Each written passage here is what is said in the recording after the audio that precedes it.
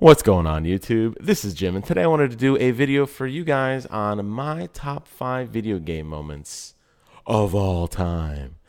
I've played quite a few games in my day. I've bounced around from generations, and I'm a little bit of an older gamer in the sense that, I remember the days of ColecoVision. I remember those days. I remember the dark days of gaming. I remember my first gaming PC where all I had was Commander Keen, and we've come quite a way since then, thank goodness.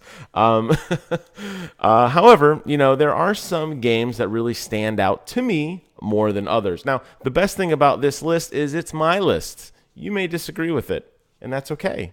So tell me what your favorite video game moments are. Tell me what things you like. Tell me what things stand out and define you as a gamer. For me, these are the things that define me as a gamer. And by the way, these are in no particular order. I'm just going to name off the top 5. I can't say I have one that stands out above the rest, but when I think about 5, these definitely stand out above all the other moments that I've experienced. So let's dive right into it. Number 1, Psycho Mantis' battle in the original Metal Gear Solid. Now, up until Metal Gear Solid, a lot of games were very basic, very objective-based in that sense. You had a very clear set of rules. You had a very clear set of goals, tools at your arsenal.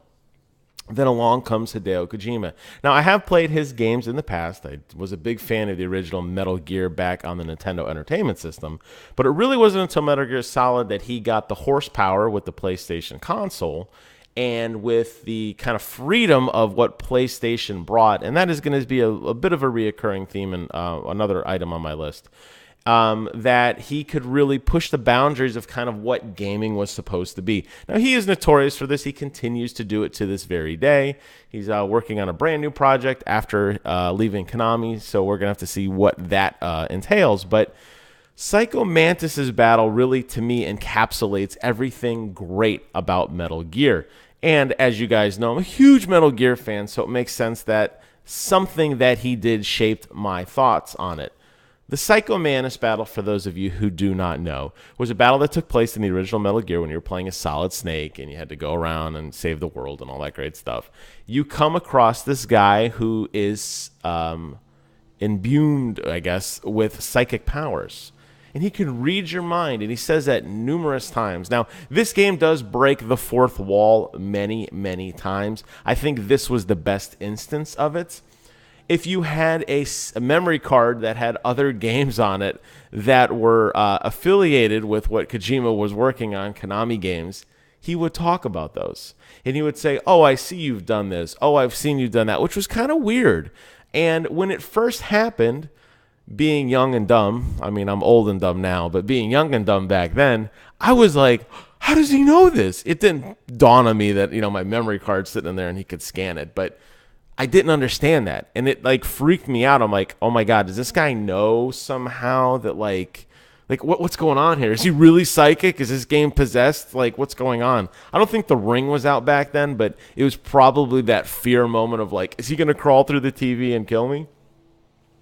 Then during the battle, he would change the input of your screen, very similar to what happened on Eternal Darkness, where it looked like your video input had changed. So the video input would go to Hideo, obviously for Hideo Kojima. But in the spur of the moment, it looks like video. It's not even your font or whatever for what your TV was. It was very clearly still in game. The game would end even though you're still fighting. And then obviously just the way he talked during the fight. Ultimately, you had to unplug the controller and put it into the second port to beat him. That was the only way to beat him. And it took me weeks to figure this out. We didn't have internet really back then. We didn't have game guides. Nobody knew what to do. And I don't know how I stumbled across it. Maybe somebody told me. I really don't remember. But that was such an amazing experience playing that for the first time. It has been replicated since in some capacity, but Kojima really broke that fourth wall in that fight in Metal Gear Solid. And to me, that is just such a lasting impression. And I really, really, really, really like that. So that's my number 1 moment. Number 2, Cloud unveiling who he really is in Final Fantasy VII. Now, as I mentioned in the first point there, Final Fantasy really came to life during PlayStation, and PlayStation really pushed the boundaries. You had mature language, you had sexual scenes, it was a break away from what the Nintendo Entertainment System and the Super Nintendo Entertainment System, this kind of family fun kind of console, all that was pushed away in exchange for this mature, gritty, anything goes world. It was our first like R-rated type game. And no, I'm not talking about Aerith's death. I'm talking about when Cloud figures out who he is during that dream sequence. Throughout the entire game, Cloud is presented to you as this noble warrior and imbued with this magic, this armor, and just becoming this ultimate warrior, like a knight type paladin. And you find out later on in the game, he's just a regular dude. His buddy Zach was the one who was infused. He is just a guy. And what a freaking punch in the gut when you think that Cloud, this ultimate guy, is just some dude. Now, ultimately, he is a badass. And he ultimately goes on to save the day, get the girl, whatever.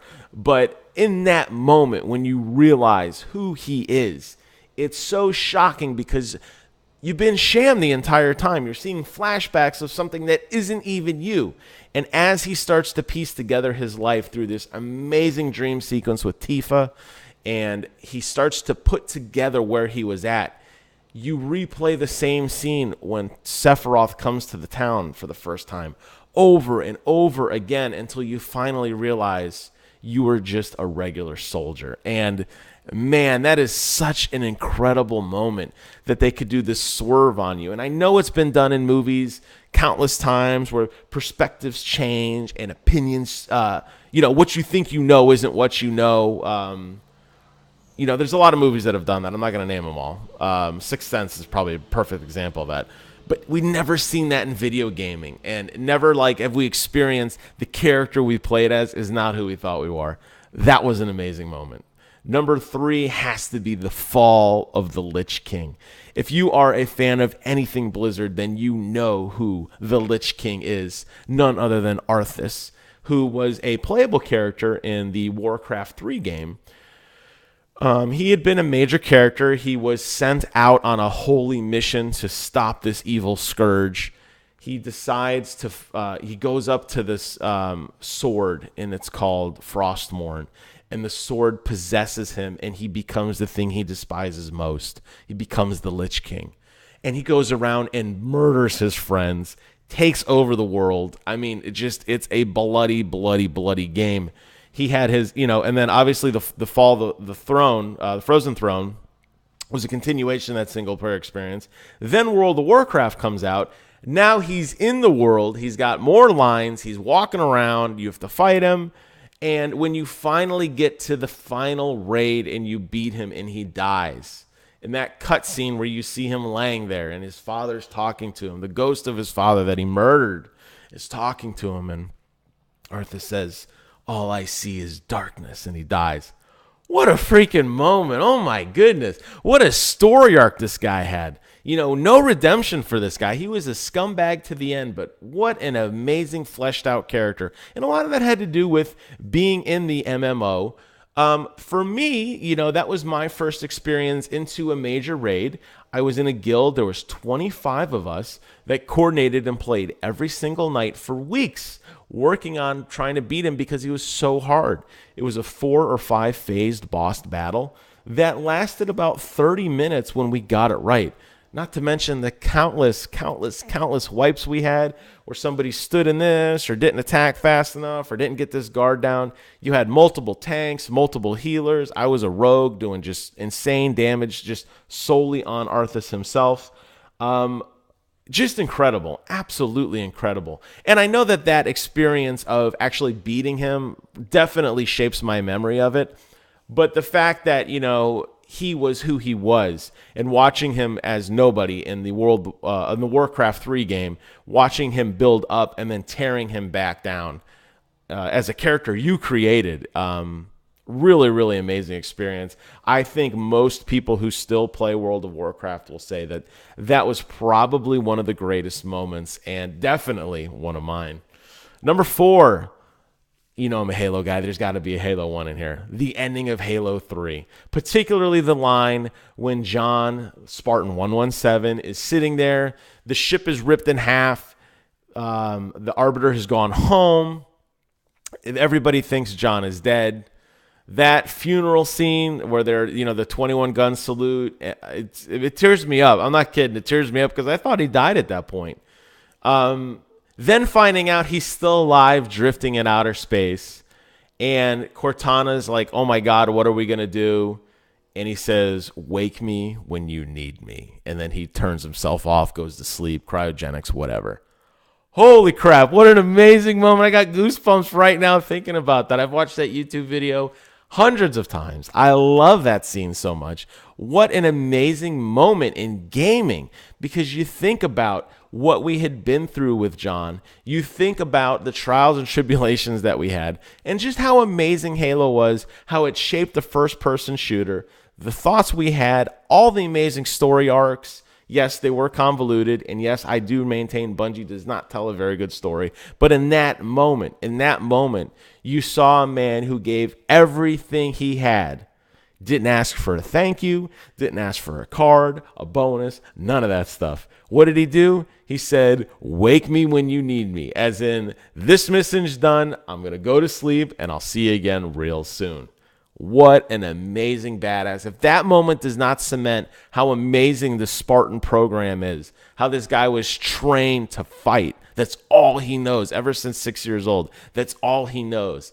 And he's just gone through hell, and he can't even come back. He's still kind of floating out there, and he's just waiting for the next salvo. Oh, what a moment.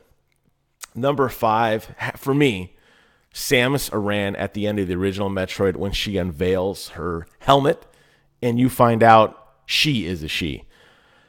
The name Samus, I mean, that's a made-up weird space name. You play the entire game as a space bounty hunter, completely clad in armor. Now, games back then, this was in the original Nintendo Entertainment System, games back then did not have a very fleshed out story.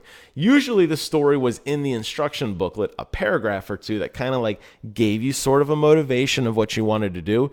But because Metroid was such a long game that had a lot of twists and turns to it, in terms of gameplay, in terms of getting weapons, backtracking, you spent a lot of time in this game trying to sort out what to do. Because you may get a weapon or you may get a upgrade or something that unlocked another area. Obviously, that's the birth of what they call the Metroidvania game. You didn't know what to do with it. There was no internet back then. There was no guides. You just had to figure it out. And you'd spend countless hours running back and forth. Can I shoot this door? Oh, if I shoot 5 missiles at this door, it'll open. Oh, a brand new area. Okay, cool. Let's go through here and explore and continue and that sort of thing. And you really got connected to that character because you played so much. And of course, you start like fantasizing, or you start, creating this own world of like what's going on, because there was nothing to do. A little tiny character running back and forth. Gameplay was fun. You're like, who is this person? So, for me, my Samus was this big tough dude, and you kind of start like believing you're the bounty hunter, and they don't talk.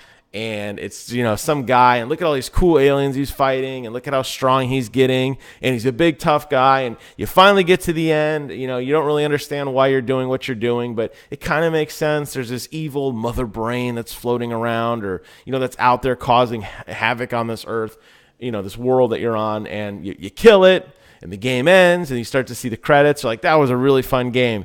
And then the helmet comes off, and you see the long blonde hair, and you're like, that's a girl? Oh my God, nobody knew. Nobody knew it was a girl. That was the first time, like, I think I can ever think of as a protagonist as playing as a girl. Now, girls don't get a lot of love in video gaming today. That's a subject for another video, but wow, amazing that this whole time you were playing as a girl and you didn't even know it. Obviously, Samus has been significantly fleshed out in many, many games since then. Some well-received, some not so well-received. That's for you guys to decide. But there you have it. That is my top 5 definitive list of everything that shapes me as a gamer. And I want to hear from you guys. Tell me what you guys think. Hope you guys enjoyed the video. I know I tended to ramble a little bit on some of these points, but as you can tell, I'm full of the passion. I love the games. I love all these moments. There's 1,000 more I could do, but these for sure were my top 5. I want to thank you guys so much for watching. Hope you guys have a great weekend, and I'll talk to you again real soon. Take care.